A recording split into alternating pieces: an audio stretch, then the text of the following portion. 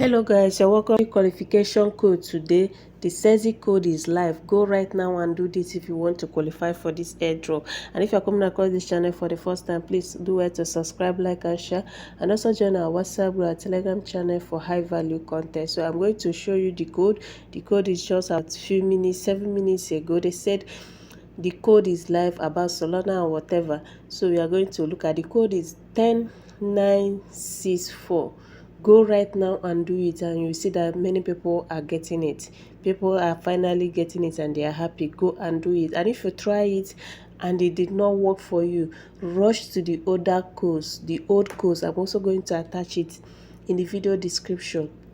They said that once they release the code for the day, that they used to add extra slots to the old course. So within this little time that the new code is being released, go and be trying the old course. You can be lucky enough and you get the one that will work out for you. Do not sit and keep shouting, it's depleted. Rush now. If this code did not work for you, 10964 did not work for you, go to the old course and try them. You might be lucky. So you can see that people are getting it. Finally, I am in. Good luck to the people yet to pass. Say, look, can you drop the criteria? Finally got the code. Thank you.